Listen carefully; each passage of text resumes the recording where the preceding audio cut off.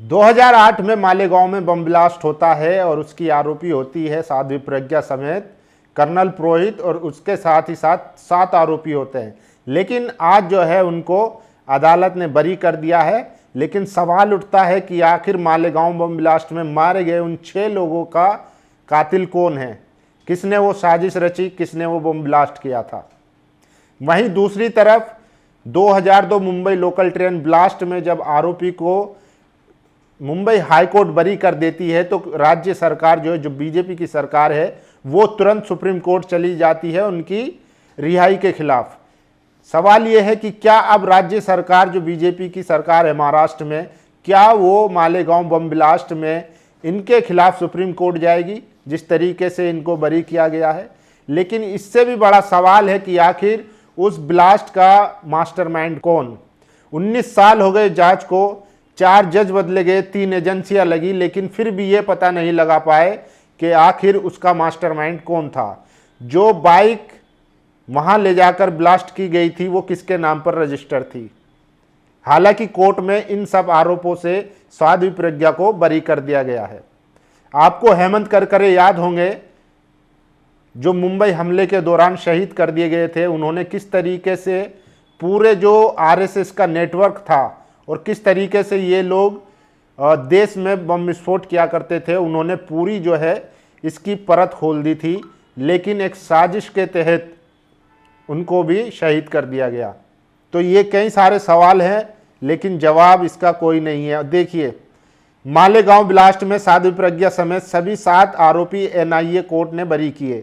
यह भी साबित नहीं हुआ कि जिस बाइक में ब्लास्ट हुआ वो साध्वी प्रज्ञा के नाम थी। यह भी साबित नहीं हुआ कि कर्नल पुरोहित ने बम बनाया था। 29 सितंबर 2018 को महाराष्ट्र के मालेगांव में हुए धमाकों में 6 लोगों की मौत हुई थी। 101 लोग घायल हुए थे। धमाकों के पीछे हिंदू राइट विंग से जुड़े लोगों का हाथ होने की बात सामने आई थी। इस केस में बीजेपी की पूर्व सांसद साध्वी प्रज्ञा, कर्नल प्रसाद पुरोहित, रमेश उपाध्याय, अजय सुधाकर चतुर्वेदी, समीर कुलकर्णी और सुधाकर धर द्विवेदी आरोपी थे।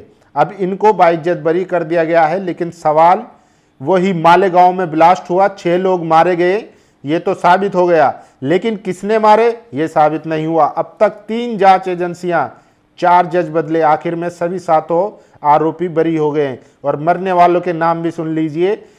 सैयद अजहर 19 साल, मुश्ताक शेख यूसुफ 24 साल, शेख रफीक शेख मुस्तफ़ा 42 साल, फरहीन उर्फ शगुफ्ता शेख लियाकत 10 साल, इरफान जियाउल्ला खान 20 साल, हारून मोहम्मद शाह 70 साल। तो ये 6 लोग जो है इनकी मृत्यु हो गई थी। लेकिन सवाल वही है कि आखिर इनको किसने मारा। जब एनआईए की अदालत है वो 7 आरोपियों को बरी कर देती है तो फिर इनको किसने मारा। मालेगांव धमाके में 6 मुसलमान मारे गए। मामले में 3 जांच एजेंसियां और 4 जज थे। लेकिन मालेगांव ब्लास्ट में साध्वी प्रज्ञा समेत सभी 7 आरोपी एनआईए कोर्ट ने बरी किए। कोर्ट में यह भी साबित नहीं हुआ कि जिस बाइक में ब्लास्ट हुआ वो साध्वी प्रज्ञा के नाम थी, न ये साबित हुआ कि कर्नल पुरोहित ने बम बनाया था। तो देखिए, सवाल वही उठ रहे हैं और लोग सवाल कर रहे हैं कि आखिर उन 6 हत्याओं का जो कातिल है वो कौन है। और देखिए, आज एनआईए कोर्ट ने 2008 के मालेगांव बम ब्लास्ट की आरोपी भाजपा की पूर्व सांसद प्रज्ञा सिंह ठाकुर समेत सभी 7 आरोपियों को बरी कर दिया है। अब सवाल ये उठता है कि जिस धमाके की वजह से 6 लोगों की मौके पर मौत हो गई थी, 100 से ज्यादा लोग घायल हुए थे, उसका जिम्मेदार फिर कौन है। जो महाराष्ट्र सरकार कुछ दिन पहले 19 साल बाद दोबारा बेगुनाह मुसलमानों के आतंकवाद के आरोप में छूटने पर तत्काल सुप्रीम कोर्ट पहुंची थी, क्या उसका इस मामले में भी ऐसा ही रुख इख्तियार करेगी, या फिर क्योंकि प्रज्ञा ठाकुर भाजपा की पूर्व सांसद रही हैं तो इस मामले में ऐसी कोई कार्रवाई नहीं की जाएगी और बेल दिया जाएगा कि ये हो गया न्याय। उससे भी बड़ा सवाल तो उन सेक्युलर नेताओं से है जो नेता वर्षा गायकवाड़ और प्रियंका चतुर्वेदी के रूप में उन बेगुनाह मुसलमानों को ही उल्टा दोषी ठहराकर महाराष्ट्र सरकार से अपील करने की मांग कर रहे थे। क्या वे अब अपनी उसी कुंठित मानसिकता के साथ बाहर आएंगे और बोलेंगे कि महाराष्ट्र सरकार इस मामले में भी ऊपरी कोर्ट में अपील करे? ऐसा कुछ नहीं होगा, क्योंकि आजकल सब कुछ आरोपी का धर्म देखकर तय होता है।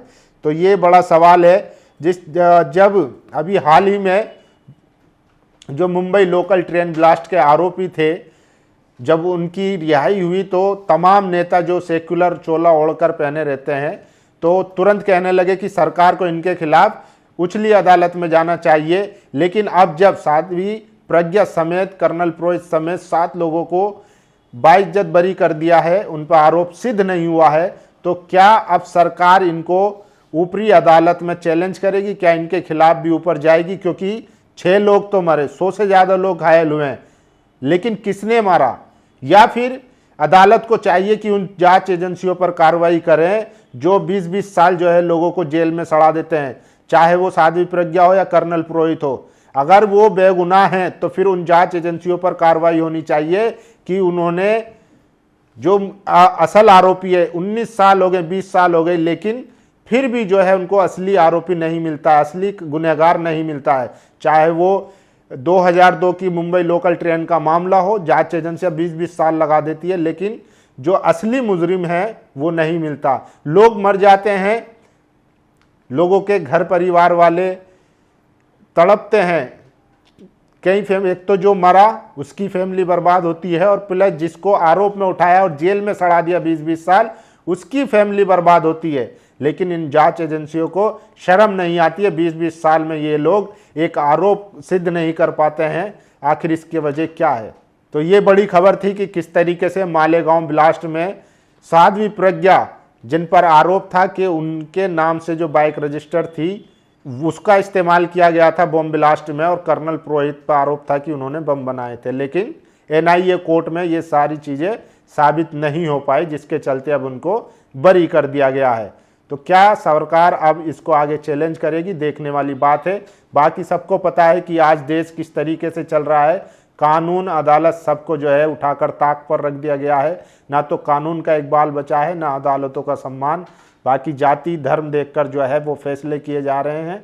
बाकी आप लोग समझदार हैं, अपनी राय जरूर दीजिए। शुक्रिया। नेशनल दस्तक की आपसे गुजारिश है कि अगर इसको बचाना चाहते हैं तो नेशनल दस्तक को सब्सक्राइब करने के लिए रेड कलर के सब्सक्राइब बटन को दबाएं, फिर बेल आइकन की घंटी दबाएं।